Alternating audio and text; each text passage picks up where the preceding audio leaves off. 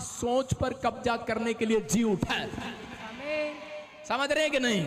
आपके ऊपर शासन करने के लिए नहीं, वो आपसे प्रेम करने के लिए जी उठा है। आपका हक मारने के लिए नहीं, आपके लिए करे, आपका हक वापस दिलाने के लिए जी उठा है वो। अगर जितने आज विश्वास करेंगे आपका हक परमेश्वर दिलाएगा वापस। जो आपने इस साल में खो दिया है, मैं कह रहा पिछले महीनों में खो दिया है, परमेश्वर लाइव देखने वालों को वापस लौटाएगा इस साल में।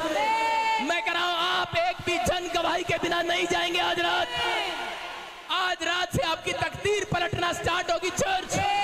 आमीन बोलने वाले जितने आज विश्वास कर रहे हैं, आज लाइव देखकर ध्यान से सुनो।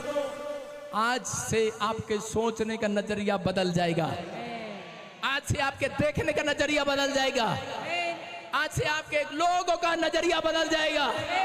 लोग कहेंगे ये वही है क्या, ये वही है क्या, इसको कहां से इसके ऊपर इतना माल आ गया, कहां से पर इतनी आशीष आ गई। क्योंकि आज मेरे खुदा का नजरिया बदल गया है आपकी तरफ देखने के लिए। वो आपकी तरफ देखना चाहता है, वो आपकी तरफ आना चाहता है। वो परमेश्वर है, वो अपने लोगों को ढूंढ रहा है, वो आपसे मेल मिलाप करना चाहता है। वो आपके बीच में घूम रहे फिर रहे, आपको शांति देने के लिए, आपको छुटकारा देने के लिए, आपको तरक्की देने के लिए, आपका सम्मान बढ़ाने के लिए, आपका नाम बढ़ाने के लिए, आपके मस्तक को ऊंचा करने के लिए। लेकिन बस एक कदम पर आपको विश्वास करना है। हर कदम आपके लिए है, विश्वास करना है। अगर आज आपने विश्वास किया है, यीशु मसीह आपको चलता फिरता नजर आएगा। आज ये ईस्टर है, ईस्टर। यीशु मसीह ईस्टर के दिन जी उठा। मरियम के साथ वाले कहते थे यीशु मसीह नहीं जी उठा, मर गया है, काम पर चले गए। लेकिन यीशु मसीह जी उठा। हालेलुया। क्योंकि ये भविष्यवाणी थी। यशाया में लिखा 26 के 19 में देखो क्या लिखा। पुराने नियम में भविष्यवाणी थी, मरे हुए जी उठेंगे। हालेलुया। क्या लिखा? यस तो कर रही है।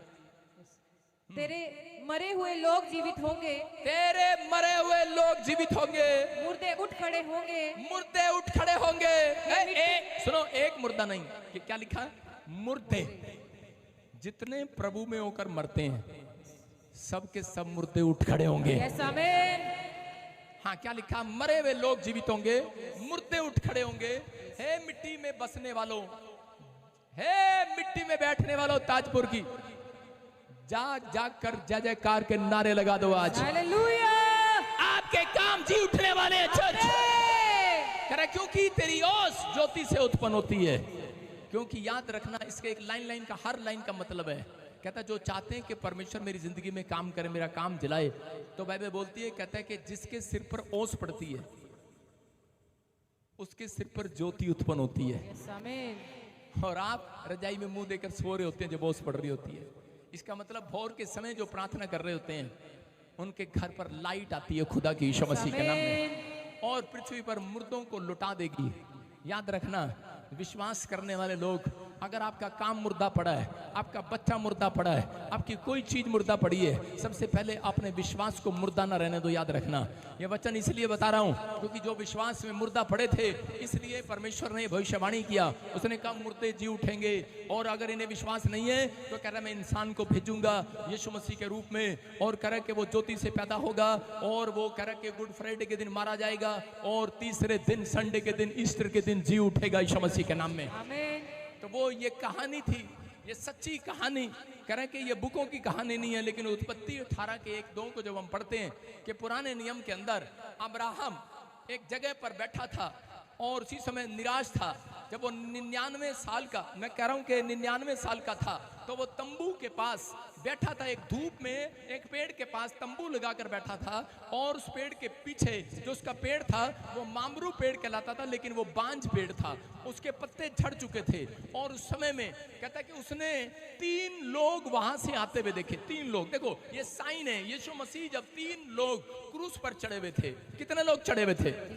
और यीशु मसीह के साथ उस समय भी कहता परमेश्वर के साथ, कह रहा 3 लोग उस बांझ पेड़ के पास आ रहे थे। क्यों? क्योंकि अब्राहम उस मिट्टी पर बैठा था। अब्राहम उस मिट्टी पर बैठा जय जयकार कर रहा था और विश्वास कर रहा था। और उसी समय वहां पर परमेश्वर को देखते ही वो उसी समय उठकर भागा और उसी समय उसने उसको प्रणाम किया। और उसी समय प्रणाम कर रहा है उसको, उसके पैरों में गिर रहा है और क्या बोल रहा है पता है? कहता है पापा, कहता है मेरे साथ, कहता है घर चलो। वाओ, कौन है ये? कौन है ये आदमी?